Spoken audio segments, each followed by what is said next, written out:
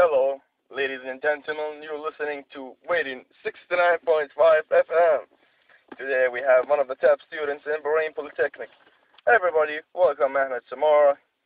He's online right now and he's going to explain to us how things are done in Bahrain Polytechnic. So, Samara, please share with us your tremendous experience. Well, thank you, Raid. First of all, I'm really happy to be here with you and with all these amazing listeners.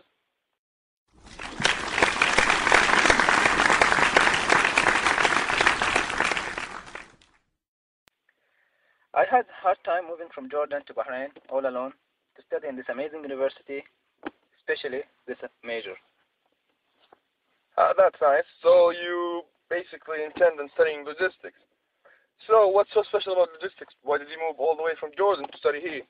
To be honest, I spent several hours researching a lot of information about Bahrain's future and its position on the map. And I've read something about 2030 vision by His Highness Sheikh Salman bin Hamad Al Khalifa. And Bahrain Polytechnic happens to be the first university in the region to offer this major. And it also offers the qualifications of the Certificate of International Logistics and Transport. So I spent time combining Bahrain bright future and Bahrain position, utilizing logistics. All this inspired me to go for it. That's very nice. That's very nice. So, can you please tell us something about logistics and all about overview? Or what are your classes? What do you study there? What do you do? So tell me something about that. The classes and the stuff like that. The courses. Well, I basically study warehousing, freight, and managing logistics operations in real-life environment. My amazing group and I also happen to have some courses in IT. Oh, that's nice. Oh, that's very interesting. So you study logistics. So why on earth do you study IT? Please explain that, if you don't mind. Well, IT became in this time a major role internationally. And also as a manager, I need to have basic understanding of IT. Because IT is a major component in tracking and monitoring all trucks around the world. And I need IT to operate my operations. Oh, I understand. So, what also do you study in IT? Like, what components do you focus on? Like, do you study programming languages and major compulsory information in IT systems? Oh, no, I don't think we'll even take it, unfortunately. Fortunately. Yeah, I definitely understand that. IT is very difficult when it comes to the major internal things. So please tell us more about that. Actually, we mainly focus on organizations within an IT world. We also study IT to understand its role in any organization around the world. Basically, we focus on security, system development, business functions with IT, and working in teams. Oh, that's very nice. IT certainly plays a major role in that. So, you mentioned something about IT supporting business functions. What do you mean by that? So how does IT support business functions? Well, there are some strategies that highly depend on IT to implement it successfully in an organization. We've got supply chain management, customer relations management, enterprise resources planning, and e-business. So you mentioned supporting business functions with IT. How does IT support business functions? Well, there are some strategies that highly depend on IT for successful implementation within an organization. We've got 4 strategies. First one is supply chain management and customer relations management and enterprise resource planning and e-business. Oh, they seem like major components within the support of business functions. So please tell me more about these strategies.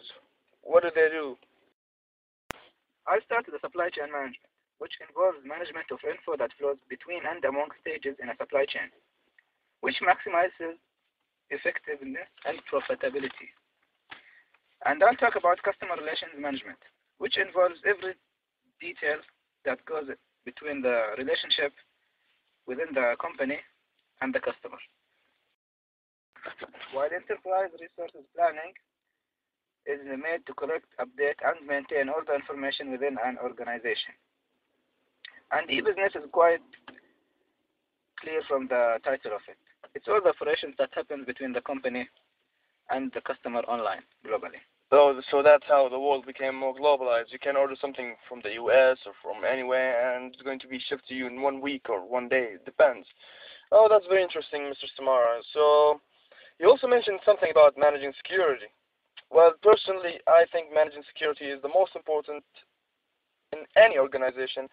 Private information and companies' real secrets must be kept hold, or otherwise hackers and blackmailers will be taking that as an advantage against your company and might even reveal your secrets. So how do you prevent that? Well, there are three parts of managing IT security. First one is backup and recovery. Second one is disaster recovery. And third, info security. That's interesting. So please tell me more about these strategies. Well, first one, backup and recovery. It copies all your information and recovers it if any hacking or anything. Oh, so you mean the system basically covers everything up, saves everything after 1 hour or fork or daily or... It depends on your system. You can define that. Okay, please inform. And the disaster recovery, it's a plan that recovers info of any disaster that happens, such as fires and floods. Oh, like a backup. Oh. Yeah, it's a disaster. What about the third one?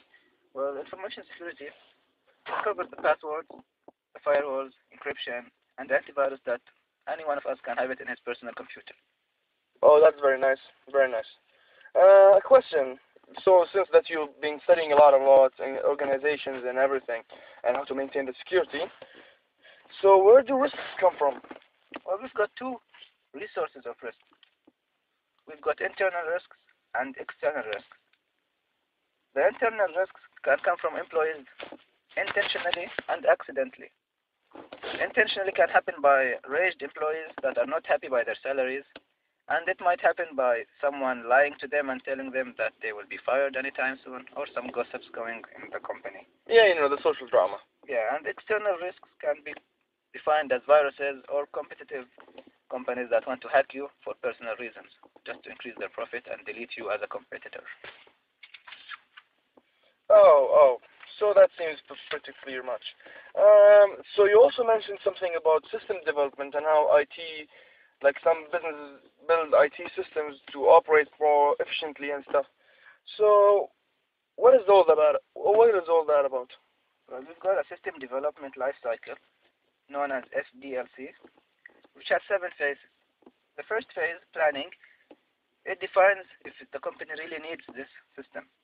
And the second phase is analysis, and this phase tells what requires to implement this system in the company.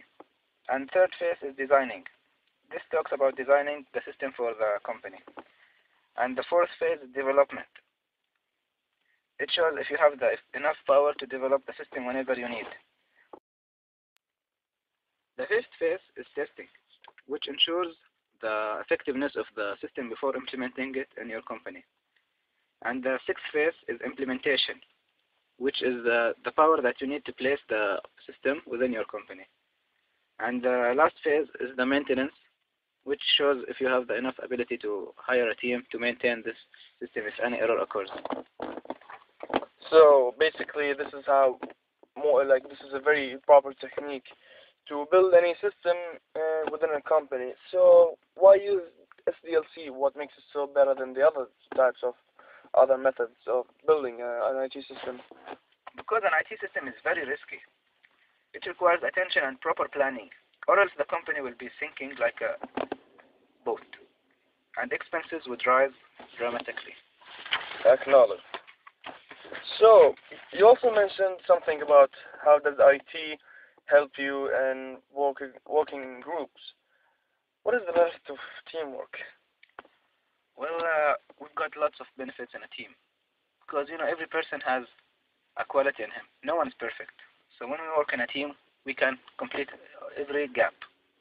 So increased creativity is one of the benefits, and higher quality decisions, and improved processes, and reduced turnovers in your company.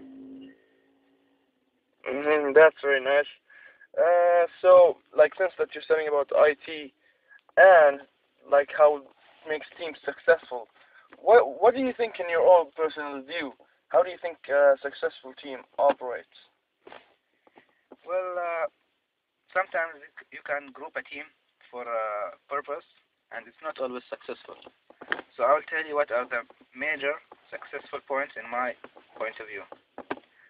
I define success by having an effective leader to assure that the team is going on the right track.